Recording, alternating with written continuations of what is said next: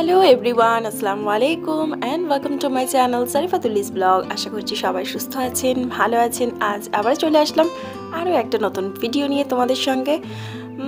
কি দারুণ শীত পড়েছে না, আর সেই সাথে হালকা হালকা বৃষ্টি।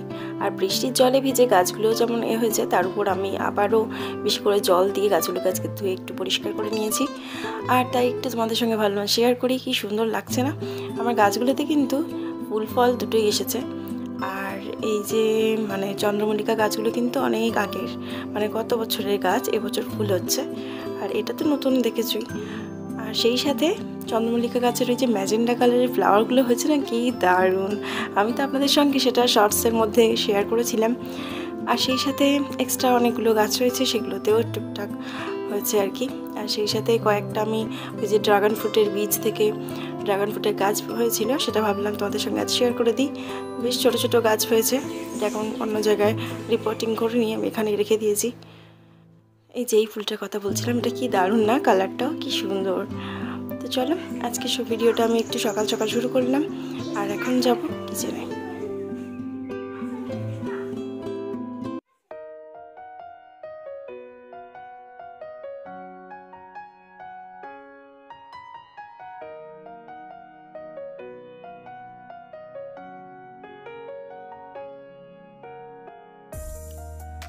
তো আজ একটা ছুটির দিন, বাড়িতে সব বাচ্চারা রয়েছে, সেই সাথে আজ ভাবলাম একটু অন্য কিছু রান্না করব।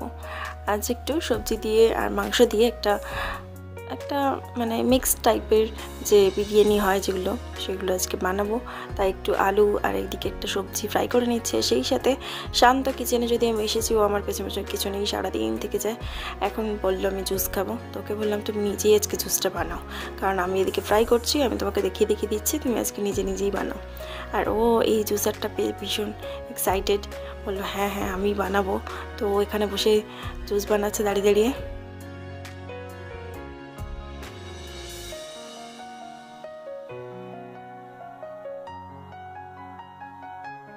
আরো জোরে প্রেস করতে হবে।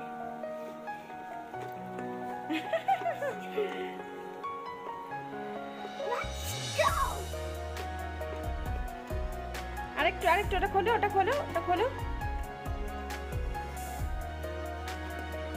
না, ওটা খুলছো কেন? ওটা দাও ওখানে, আবার দাও, আবার প্রেস করো, আবার দাদা এটা দিই নাও, ঘোরাও বিল ঘোরাও।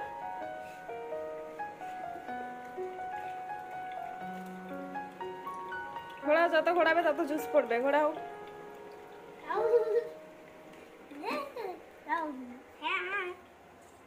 এই তো শান অনেকগুলো জুস বানিয়েছে। এই চল, খেলো, এটাকে করো আমার। তাহলে ওর মধ্যে দাও, আবার দাও, আবার দাও। Thank you. ঘোরাও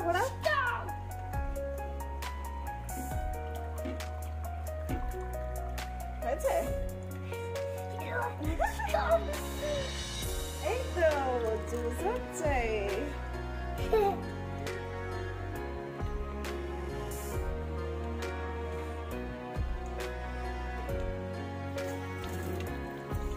আরেক পিস আছে, ওটা খোলো, নাও, আবার ঘোরাও।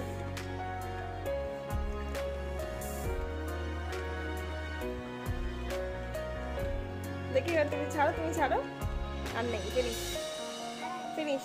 এবার গ্লাসটা বের করে দিই, নিয়ে খেয়ে নাও। এই ওয়েট,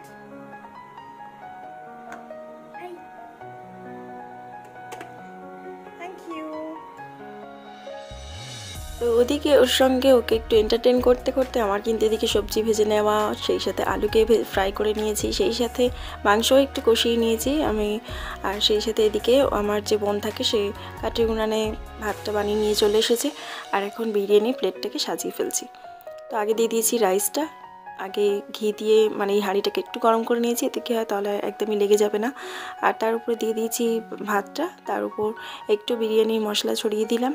এরপর একে একে যে সবজি আছে, তারপর মাংস আছে, আলু আছে, এগুলো দিয়ে দেবো। আর সাথে সাথে অল্প অল্প একটু করে বিরিয়ানি মশলা উপর থেকে দিতে থাকবো। আর বিরিয়ানি মশলাটা খুব কমন ব্যাপার, সেটা সবাই জানে মোটামুটি, সেই জন্য আমি আর এখানে দিলাম না। তবে এর আগে আমি একবার বিরিয়ানি মশলা আপনাদের সঙ্গে শেয়ার করেছিলাম, এখানে আই বাটনে দিয়ে দিচ্ছি। আর একই সেমই হবে, শুধু একটু ভেজিটেবলসটা অ্যাড করছি।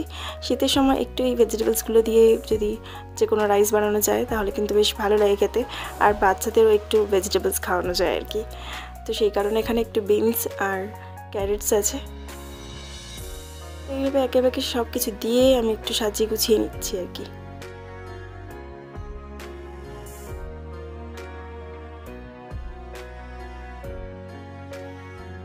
আর এই আলুগুলোকে আমি যে শুধু ফ্রাই করেছি তা নয়, আমি একটু ডিপ ফ্রাই করে নিয়ে এটা কিন্তু প্রেসার কুকারে একটা সিটি দিয়ে নিই। আর সিটি দেওয়ার সময় এর মধ্যে কোনো রকম জল অ্যাড করি না, এর মধ্যে আমি দিই 1 কাপ পরিমাণ জল দিই, তার সাথে হাফ কাপ পরিমাণ গোলাপ জল, তার সাথে 3-4 ফোঁটা মানে এই মিষ্টি আতর যেটা দেওয়া হয় আর কি। এই 3 রকম একসঙ্গে দিয়ে ভালো করে মানে 1টা থেকে 2টো সিটি দিয়ে নিয়ে সেই জলটাও শুকিয়ে যাবে, আর আলুটা খেতে খুব খুব খুব সুন্দর লাগবে। চলো সেই আলুটাকে আমি এখন দিয়ে দিচ্ছি। আর আলুর মধ্যে যে জলটা আছে সেটা কিন্তু একদম অল্প পরিমাণে আছে, সেটাকেও থেকে চাইলে দিতে পারো, আর না হলে এই সময়ও চাইলে দেওয়া যায়। তবে আমি চেষ্টা করি এটা উপর থেকে মানে উপরে যে রাইসটা দিয়ে ঢাকা দেওয়া থাকে সেই রাইসটাতে দেওয়ার। আর সেই সাথে যে বিরিয়ানি মশলা আছে সেটা অল্প অল্প করে ছড়িয়ে দিচ্ছি।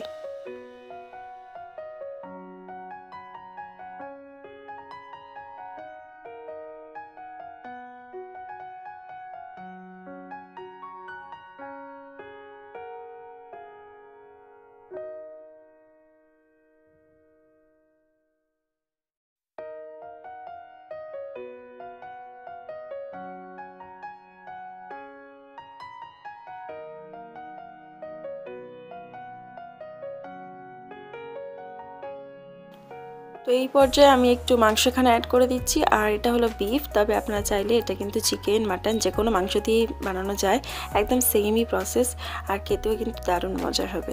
আর সেই সাথে আমি এখানে আলাদা একটা কড়াইয়ের মধ্যে একটু ঘি দিয়ে এখানে মাওয়া বা খোয়াকির যেটা বলেন, তো সেটা এখানে 200 গ্রাম মতো আছে, কিছুটা কাজু, কিছুটা কিশমিশ এখানে একটু কড়াইয়ের মধ্যে ফ্রাই করে নিয়ে এখানে অ্যাড করে দিচ্ছি। আর সেই সাথে বাকি যে সবজিটা ছিল হাফ দিয়েছিলাম তখন, সেই বাকি হাফটাও এর মধ্যে দিয়ে দিচ্ছি। দিয়ে এখানে বিরিয়ানি মশলা আরেকটু উপর থেকে ছড়িয়ে দেব। দিয়ে এখানে যে আলাদা যে প্লেন রাইসটা রাখা আছে, তো সেই প্লেন রাইসটাকে এবার উপর দিয়ে দিচ্ছি। আর এই যে রাইসটা, এটা কিন্তু দেরাদুন রাইস নয়, এটা জিরাকাঠি রাইস। এটা রেগুলার যে রাইস হয় বাড়িতে, যেটা খাওয়া হয় রেগুলার আর কি বেসিসে আমাদের বাড়িতে, তো আমি সেটাই এখানে ইউজ করেছি। এটা কোনো দেরাদুন রাইস নয়, তবে চাইলে এটা দেরাদুন রাইস দিয়ে বা পোলাওয়ের চাল দিয়েও রান্না করা যায়, যার যেটা পছন্দ আর কি। তবে এটাকে এইভাবে রান্না করলেই বেশি ভালো লাগে, কারণ এটা দেখা যায় কোনো না কোনো প্রোগ্রামে বা টুকটাক বাড়িতে আমি একটু রান্না করে খাওয়ার জন্য বেশ বেটার আর কি। দেরাদুন রাইস চাল না ইউজ করে ওটা যদি রেগুলার রাইস যে দুধেশ্বর চাল বা জিরাকাঠি চাল এটা দিয়ে এই সবজিটা দিয়ে রান্না করলে বেশ মজার আর কি খেতে হয় আর কি। আর উপর দিয়ে আমি একটু বিরিয়ানি মশলা দিয়ে দিলাম, সেই সাথে একটু রোজ ওয়াটার, সেই সাথে একটু মিষ্টি আতর, এগুলো সব কিছু এখানে গুছিয়ে একটু অ্যাড করে দিলাম। দিয়ে এখন 200 ml এখানে দুধ নিয়েছি আর এর মধ্যে দিয়ে দিচ্ছি আর সেই সাথে একটু জাফরান অ্যাড করে দিয়েছি। দিয়ে উপর দিয়ে এটাকে একটু দিয়ে দিচ্ছি। দিয়ে এটা আমি এখানে গ্যাসের মধ্যে মোটা একটা তাওয়া বসিয়ে ওখানে আমি দমে দিয়ে দিচ্ছি 20 মিনিটের জন্য। আর এই 20 মিনিট দমে দেওয়ার জন্য এখানে কিন্তু পুড়ে যাওয়া বা লেগে যাওয়ার কোনো রকম সমস্যা হবে না, যেহেতু এখানে নিচে একটা তাওয়া দেওয়া থাকবে। তো নিশ্চিন্তে আধা ঘন্টাও চাইলে বসিয়ে রাখা যাবে, মানে খাবারটা গরমও থাকবে অথচ পড়ে যাবে বা এরকম কোনো সমস্যা বা চিন্তার কিছুই থাকবে না। একদম স্লো ফ্লেমটাকে একদম আস্তে করে দিয়ে, তো দেখো কতটা ঝরঝরা সুন্দর একটা বিরিয়ানি রেডি হয়েছে। তো চলো আজকে ভিডিওটা আমি এই পর্যন্তই রাখছি। আশা করছি আজকে এই ভিডিওটা তোমাদের ভালো লেগে থাকবে, আর যদি ভালো লেগে থাকে তাহলে অবশ্যই কিন্তু একটা লাইক করে সাবস্ক্রাইব করতে একদম ভুলো না। তো আবার দেখা হবে নতুন কোনো ভিডিও নিয়ে তোমাদের সঙ্গে। ভালো থাকবেন, সুস্থ থাকবেন, আমাদের জন্য দোয়া করবেন। Thank you for watching and